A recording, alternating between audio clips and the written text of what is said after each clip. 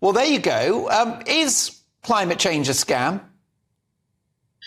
Well, no, it's not a scam. It's not a hoax. There is evidence that the globe is getting warmer, and that's very likely to do with a lot to do with man-made influence, even if we can't quite prove it.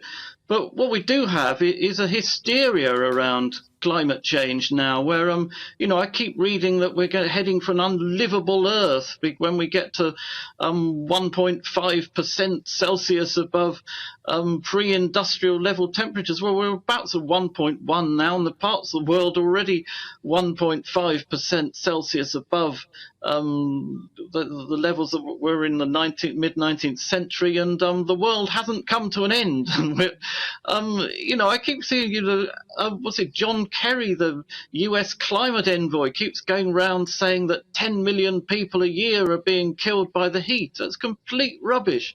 He's come to a misquote of an Australian study 2 years ago, which found that 5 million people a year die from extreme temperatures, and 9/10 of them are from extreme cold temperatures. And while the number of people dying from extreme heat is rising a little bit, the number of people dying from extreme cold is falling even more. So actually, if you want to attribute deaths to climate change, actually, climate change, you would say, was saving lives at the moment. So it's just got to an absurd stage where this sort of hysteria just feeds off itself. But we've now got sort of school kids who really think that the world's going to come to an end, and they're not going to reach adulthood because we're all going to be killed by climate change. And it's rather serious traumatization that they've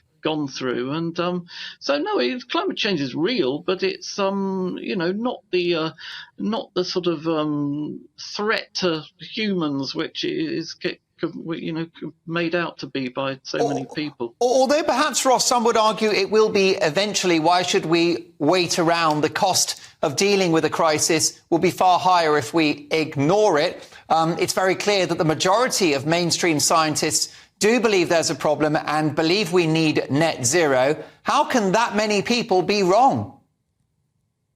Well, I'm not saying they are wrong. I mean, it certainly is right that we move to cleaner energy. We try to cut carbon emissions, maybe one day eliminate them. But, you've got to balance the dangers against the, not having an economy. And if you try and sort of change to drop all net carbon emissions by 2025, which Extinction Rebellion seems to want to do, well, you won't have an economy left. You've got far more people being sort of killed by hunger and disease and everything else than would be killed by any climate change. It's a question of balance. And at the moment, we've just got this sort of obsession with getting to net zero by 2050, this sort of arbitrary date, and it seems to be riding roughshod over all other considerations, food, wealth, and rich countries can cope with climatic extremes, extreme weathers. Poor countries can't cope with natural disasters. And so, if you impoverish people, we'll end up with far more people in trouble than